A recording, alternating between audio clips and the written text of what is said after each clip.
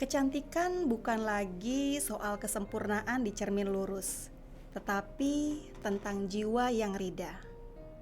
Sobat Meta, itu adalah sebuah cuplikan dari tulisan berjudul Cantik Itu Rida yang dimuat dalam buku antologi dengan judul Resonansi Jiwa Dalam Rupa. Assalamualaikum warahmatullahi wabarakatuh. Perkenalkan, saya Elvira Andriani, Widyaiswara, Pusdiklat Kepemimpinan dan Manajemen. Sobat Meta, selamat datang pada Medium Talks yang biasa kita sebut dengan Meta, sebuah segmen kolaborasi antara Pusdiklat Kepemimpinan dan Manajemen dengan Wish, Kementerian Keuangan, yang membahas bedah buku antologi Wish, tulisan bersama yang merefleksikan pengalaman dan kisah hidup perempuan. Sobat Meta, tahun ini adalah tahun di mana buku antologi Wish seri ketiga diterbitkan. Nah, dalam rangka memperluas kebermanfaatan dari buku antologi ini serta memperkuat pengarus utamaan gender di Kementerian Keuangan, Medium Talks ini menghadirkan salah satu kontributor antologi Wish, yaitu Asriani Purba. Saya akan sambut dulu narasumber kita, Mbak Asriani Purba. Assalamualaikum, Mbak Asriani. Saya menyebutnya Mbak Vira ya? Boleh, ya, Mbak Vira boleh. Mbak Vira. Ya. Saya menyebut Mbak Asri boleh? Boleh, silakan Mbak. Ya. Baik, terima kasih Mbak Asri. Baik Sobat Meta, Mbak Asri, beliau adalah seorang ASN di Kementerian Keuangan, tepatnya di Direktorat Jenderal Bea dan Cukai, betul Mbak betul. Asri? Beliau adalah seorang ibu dari 2 orang anak yang senang sekali menulis dan jalan-jalan. Hobinya menulis dan jalan-jalan ya. Beliau telah menulis 5 buah buku antologi hingga saat ini, Masya Allah. Dan kegemaran beliau terhadap dunia literasi ternyata ditularkan Sobat Meta kepada kedua putrinya yang sering mengikuti Read Aloud Challenge. Luar biasa. Beberapa kali Mbak Asri menjadi pembawa acara dan moderator di acara-acara kantor. Beliau juga senang, Sobat Meta, berbagi pengetahuan dan pengalamannya di dunia pendidikan melalui akun media sosial beliau yang bisa diakses di @umulhafsah. Betul ya Mbak Asri? Ya, betul Mbak Vira. Baik, Sobat Meta, beliau menulis sebuah tulisan yang sangat indah dan inspiratif di buku antologi Wish Kemenq seri ketiga.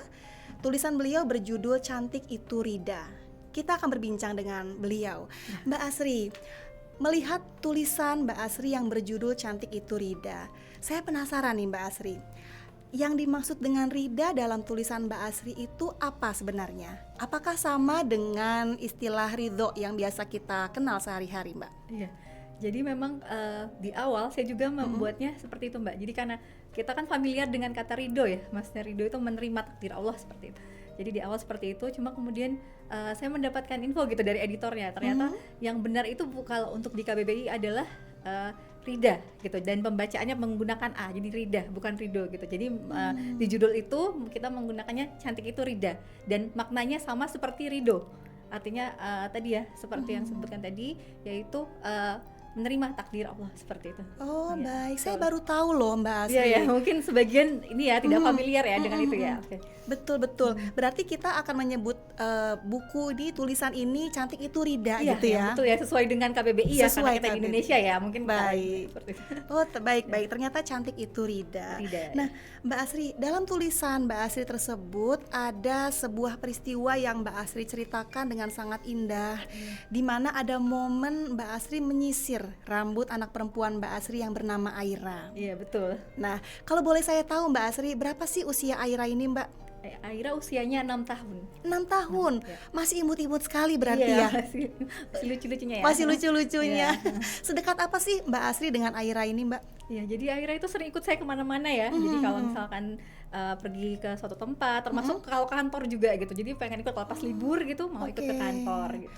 Baik, ternyata jangan-jangan tadi saya melihat Mbak Asri datang ke sini bersama seorang anak perempuan. Apa itu Aira, Mbak? Iya, betul, itu Aira. Wah, boleh dong Mbak, kita undang bersama untuk ngobrol dengan Oke, kita. saya panggil ya Mbak boleh, ya. Boleh. Aira, ayo ikut sini. Oke, Aira. Ini Aira. Halo sayang, assalamualaikum. Waalaikumsalam. Aira, nama lengkapnya siapa nak? Humaira Iza Horon Ih, cantik sekali. Aira kelas berapa sekarang? TKB TKB. Di mana sekolahnya sayang? di TKIT Izati. TKIT Izati. Aira sering ya jalan-jalan sama Umi? Panggilnya Umi betul, Mbak Asri? Umi, Iya. Mama? Umi Jadi betul. Umi. Sering jalan-jalan. Biasanya jalan-jalan kemana sama Umi sayang? Berenang. Oke, berenang. Hobi berenang ternyata Aira. Baik. Nah, Mbak Asri, ternyata banyak momen yang Mbak Asri habiskan bersama dengan Aira.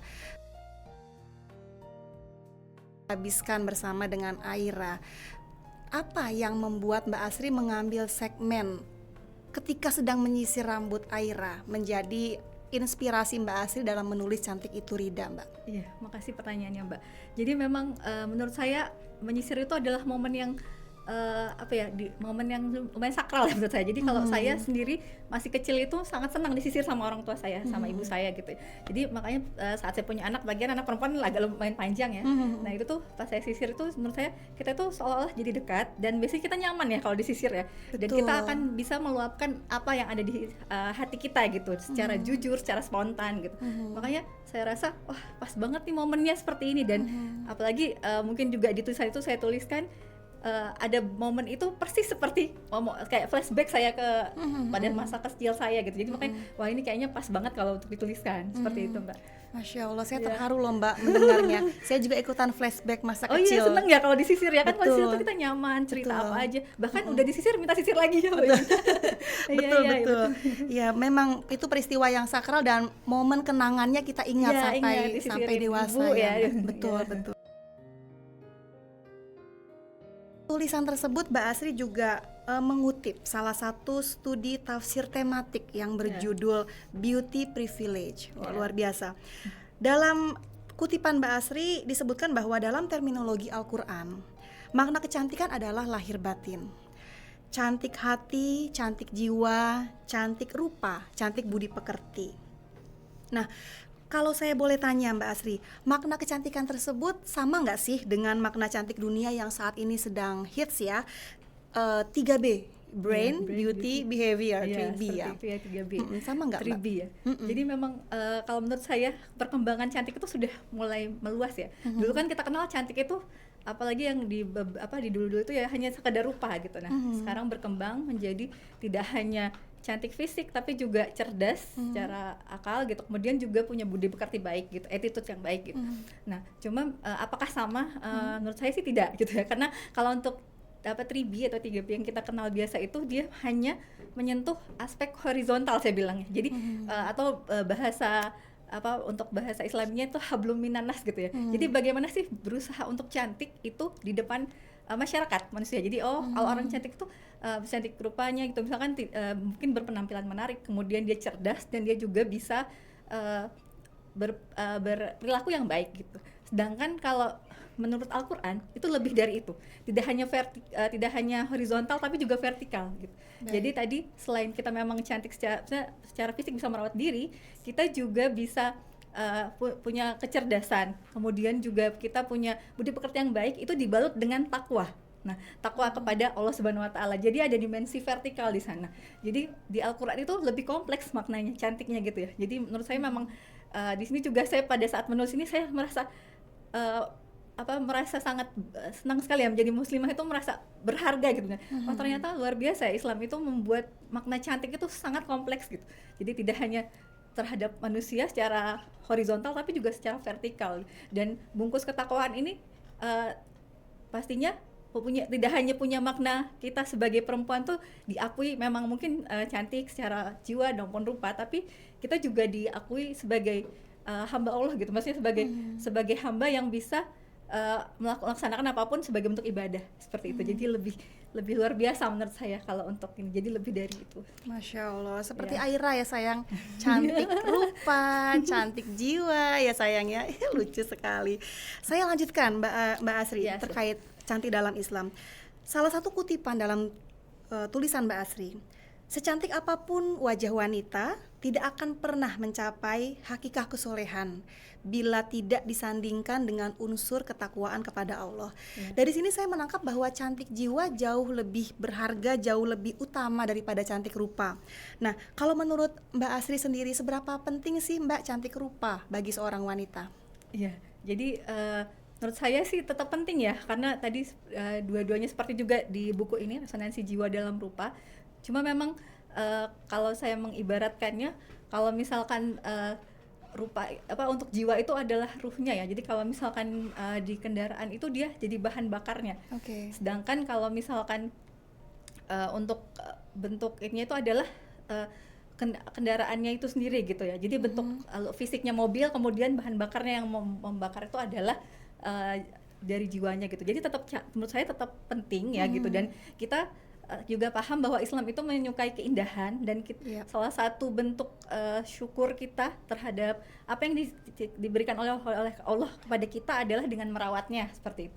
Jadi menurut saya tetap penting dengan untuk kecantikan rupa itu juga tetap penting kita rawat gitu ya. Maksudnya kita juga menjaga penampilan diri gitu ya. Kemudian kita juga berolahraga dan sebagainya, itu tetap penting gitu. Apalagi untuk yang sudah berkeluarga gitu kan, itu kan menjaga diri, maksudnya untuk penampilan diri untuk pasangan itu kan juga ibadah ya gitu. Jadi menurut saya itu tetap penting dan harus dijaga. Baik, berarti bentuk syukur sama. Berarti ya.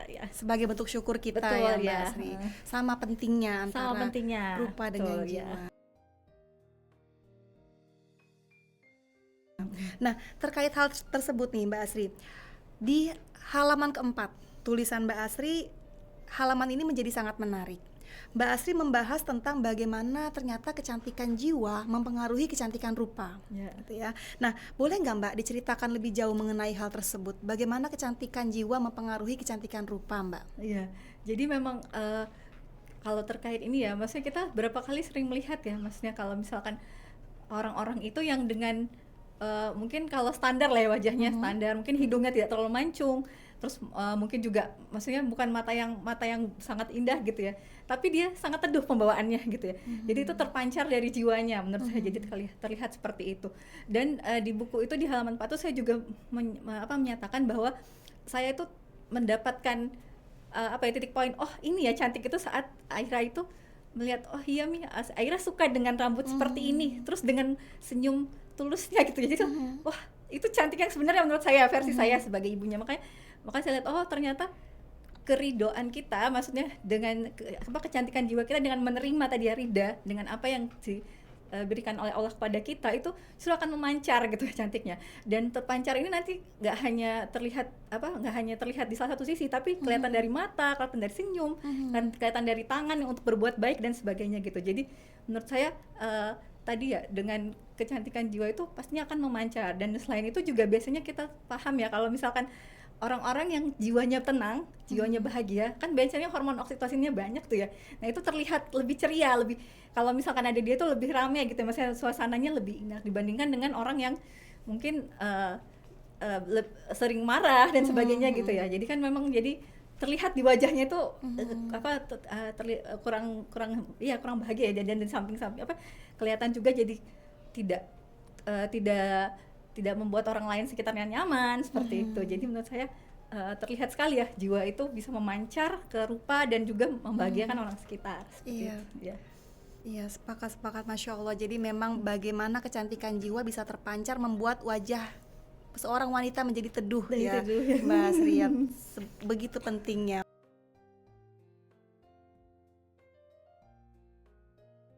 Tadi Mbak Asri bicara mengenai tangan seorang wanita. Saya jadi teringat ke peran wanita nih Mbak Asri. Kita semua memahami bahwa sebagai wanita kita memiliki banyak peran, multi peran kita menyebutnya. Nah, bagaimana sih Mbak interkoneksi antara kita wanita yang memiliki multi peran dengan kecantikan jiwa dan rupa tersebut, Mbak? Iya, jadi ya mungkin kita juga paham ya, di sini di Wish ini juga komunitas wanita, dan di situ ada macam-macam ya, mulai dari yang memang masih single, kemudian yang menikah dan sebagainya, dan bahkan juga ada yang masih pelaksana maupun pejabat ya. Dan di situ terlihat sekali berbagai macam perannya gitu.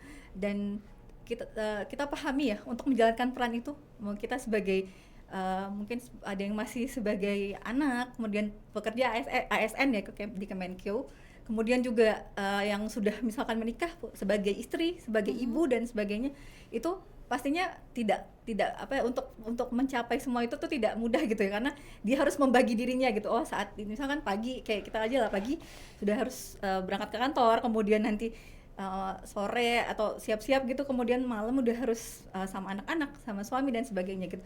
Jadi memang menurut saya kecantikan rupa yaitu yang harus kita rawat itu seperti itu tadi, dengan olahraga, kemudian dengan merawat diri, penampilan dan sebagainya gitu ya. Nah itu tuh sebagai bentuk ini kita ya, maksudnya kita bisa melakukan itu dengan merawat itu, dengan merawat kecantikan rupa kita gitu.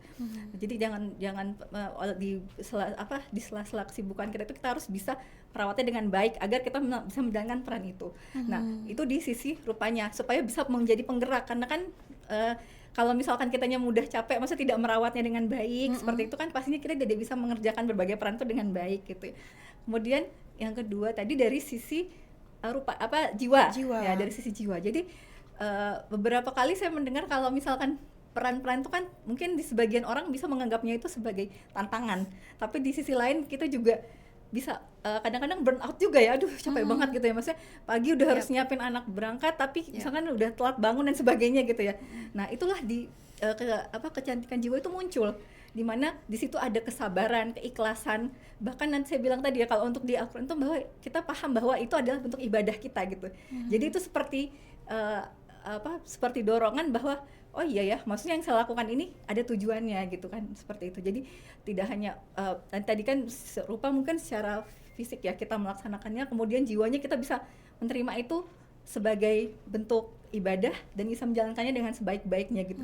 Jadi kalau misalkan dua-duanya berpadu, nah itu kita insya Allah bisa menjalankan peran kita dengan sebaik-baiknya gitu. Walaupun mungkin nanti di satu sisi ada lelahnya ya, nah itu nanti kecantikan jiwa itu juga muncul ya, maksudnya oh saya harus istirahat ya, mindful dan sebagainya, itu saya rasa itu juga nanti kayak semacam kecerdasan emosional ya. Jadi oh yaudah saya harus istirahat dulu, nanti selesai baru saya akan menjalankan peran saya lagi, seperti itu. Baik, betul. Luar biasa peran seorang wanita bagi anaknya, bagi Aira ya sayang, bagi keluarga. Nah,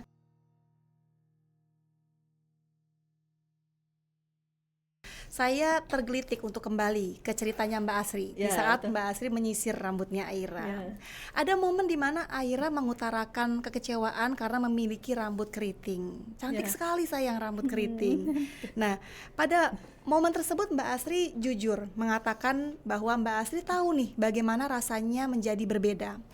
Ini sangat penting, sangat relevan sekali Mbak Asri, saya rasa dengan seluruh wanita yang menyimak momen podcast kita kali ini, karena banyak sekali dari kita yang masih membawa luka masa lalu. Nah, bagaimana sih Mbak Asri perasaan berbeda yang Mbak Asri rasakan di masa lalu membawa Mbak Asri hingga saat ini mempengaruhi hidup Mbak Asri selanjutnya? Jadi memang sepertinya kenapa tadi saya tulis ya di situ, karena itu jadi salah satu momentum flashback saya ya. Jadi dulu tuh memang sama, kalau saya dulu kan 4 saudara, kakak saya perempuan dan saya perempuan itu yang posisinya itu rambutnya lurus. Jadi dan pada saat saya ngelihat gitu ya, sama lah persis kayak Aira, kakaknya juga yang pertama itu rambutnya lurus. Jadi saya lihat, aduh kok beda ya, dan terus ya mungkin sama ya di masa sekarang pun kayaknya rambut lurus tuh lebih punya privilege dibandingkan rambut keriting gitu ya. Jadi pada saat dulu itu saya juga ngerasa kok beda ya, kebetulan juga terus sampai teman-teman di sekolah itu, saya dulu belum berhijab, masih SMP itu ya, itu sampai ngeledekin, ih rambutnya kok kayak gitu, jelek gitu, seperti itu ya. Jadi memang terus terang memang ada semacam perasaan tidak menyenangkan, tidak percaya diri, minder, seperti itu ada gitu ya. Jadi memang itu yang menjadi saya setelah saya dewasa kan saya belajar lagi ya, memahami gitu, dan kemudian dapat momentum Aira nih, jadi makanya saya ngerasanya oh iya ya, saya nggak pengen Aira itu seperti saya gitu, maksudnya lama di zona mindernya gitu, padahal karena kebetulan kalau saya dulu tuh baru belajar kembali itu kan SMA ya, kebetulan di SMA itu saya ikut rohani Islam di SMA gitu ya, belajar oh ternyata Islam itu memandang cantik itu seperti apa gitu, saya mulai belajar gitu ya. Jadi sempat dulu itu ya sampai berapa tahun tuh ya terjebak dengan itu gitu ya. Makanya saya pengennya nanti anak saya kalau bisa sedini mungkin tahu gitu ya, maksudnya dengan penggambaran yang sesuai dengan usianya seperti itu. Jadi makanya kemarin tuh karena saya merasa minder dan sebagainya, itu saya sempat nggak pede ya kalau misalkan ada acara di sekolah gitu, padahal saya bisa ya, masa kadang cuma aduh enggak lah gini seperti ini. Cuma kemudian pada saat SMA saya belajar kembali gitu ya, kebetulan dapat komunitas yang baik di sekolah gitu, saya belajar oh ternyata Islam seperti ini, tidak memandang bahwa orang yang misalkan berambut keriting itu jelek daripada lebih jelek daripada yang udah berturus dan sebagainya, seperti itu sih Mbak. Jadi menurut saya itu perasaan tidak enak, dan saya ingin segera meluruskan itu maksudnya kepada anak saya, seperti itu. Ya. Kemudian Mbak Asri menceritakan konsep perbedaan begitu ya kepada Aira, dan saya melihat di tulisan tersebut Mbak Asri menggunakan analogi rambut keriting sebagai jalan pegunungan gitu sayang ya. Kemudian Aira happy ya nak ya, Aira suka, aku mau punya rambut. Iya betul ya, seperti jalan pegunungan, cantik ya sayang ya. Nah menurut saya itu merupakan metode parenting yang sangat cemerlang nih Mbak Asri. Ketika saya membaca, wah ini luar biasa cara Mbak Asri menggunakan analogi kepada Aira. Bagaimana sih Mbak cara Mbak Asri memilih metode penyampaian yang pas ya dan dapat diterima oleh seorang anak? Oh iya, jadi memang kebetulan misalnya kita juga pahami ya kalau usia masih kayak Aira kan 6 tahun gitu ya, masih TK gitu, jadi memang belum bisa kalau menyerap konsep itu yang agak kompleks gitu ya. Jadi dia bisanya yang kalau abstrak itu kayaknya agak kemana-mana ini seperti apa ya Mi gitu ya. Sedangkan kalau konkret ya, contohnya salah satu contohnya tadi itu dengan pegunungan gitu ya, maksudnya jalan pegunungan kan emang kami juga sering jalan-jalan gitu ya dia, jalan ke pegunungan gitu kan, apalagi rumah kami di daerah Lampung itu juga sering berkelok-kelok gitu ya kalau mau ke arah Merak gitu kan, seperti jadi dia sudah punya konsep jalan pegunungan tuh seperti itu, berkelok-kelok tapi cantik ya. Ada kita lihat ada kalau di arah ke Bakau atau Merak itu kan ketinggian ya ke bawah, nah itu kita bisa lihat laut yang sangat cantik ya, biru ya sayangnya gitu. Jadi dia sudah bisa membayangkan pegunungan itu seperti itu. Dan juga kalau misalkan jalan-jalan tempat lain, tol pastinya udah sering juga ya, tol kan lurus lempeng gitu ya, dia tahu gitu. Jadi dengan metode seperti itu ya untuk anak sesuai usianya, menurut saya itu lebih tepat gitu. Jadi dia tidak harus berpikir berat untuk menyimak satu, apalagi kan kadang momennya itu ya, maksudnya saat nyisir terus kita itu kadang harus pas Mbak Fira, maksudnya dia kan kadang pengen tahu, terus kita harus cepet nangkep nih gitu. Kalau misalkan lewat waktunya itu kadang udah bad mood dan sebagainya gitu. Makanya kemarin tuh iya ya kepikiran itu, terus dan dia alhamdulillah nangkep gitu. Makanya itu saya merasa ini harus saya tulis nih gitu, biar maksudnya mungkin ibu-ibu lain ataupun mungkin tidak hanya ibu ya, mungkin di keluarga lain yang mungkin sebagai seorang kakak gitu yang punya adik yang berbeda yang rambutnya keriting itu bisa menggunakan metode ini seperti itu. Dan pastinya pada saat dia bisa menangkap terus dia tersenyum bagai itu juga saya tulis ya di situ. Saya rasanya hangat sekali dada saya. Pasti alhamdulillah gitu ya, Allah mudahkan gitu untuk menangkap dia bahwa konsep cantik itu seperti itu gitu. Siap, izin saya akan tiru nih Mbak Asri caranya. Anak saya yang kedua juga keriting Mbak Asri. Gitu, kayak apa mungkin seperti itu ya rata-rata ya. Saya mungkin ya, cantik ya sayang ya. Rambutnya ternyata Aira suka jalan-jalan ya di pegunungan ya. Boleh dong tante ikut nanti ya. Boleh? Boleh. Baik, Mbak Asri.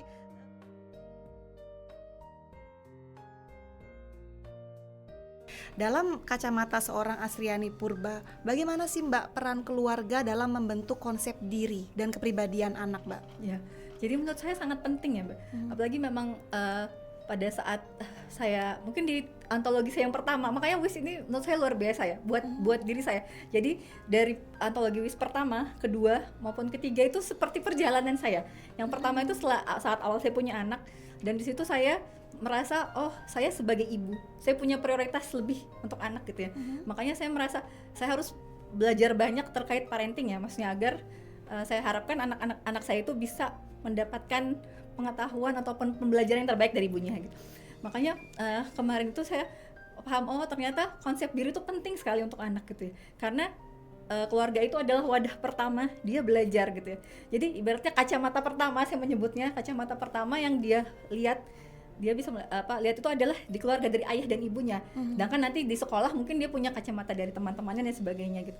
Jadi karena kita sebagai kacamata pertama, kita harus menanamkan bahwa dia itu sudah cukup dengan dirinya, maksudnya dengan secara fisik ya, maksudnya kita menerima dia sesuai dengan yang diberikan oleh Allah Subhanahu wa taala. Kemudian kita juga membuat dia merasa kamu bisa dengan apa yang ada dia punya itu dia sudah cukup untuk dicintai, seperti itu.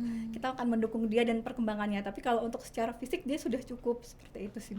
Jadi harapan saya dia punya di keluarga itu, di dalam keluarga dia sudah punya bentukan bahwa saya memang sudah cukup seperti ini, saya sudah orang tua saya menerima saya seperti itu sih, Mbak. Jadi menurut saya sangat penting. Jadi nanti ke depannya di luar dia menghadapi tantangan atau apa, dia sudah punya kekuatan ya dalam dirinya bahwa orang tua saya sudah sangat menerima saya dan saya sudah cukup dengan diri saya seperti itu.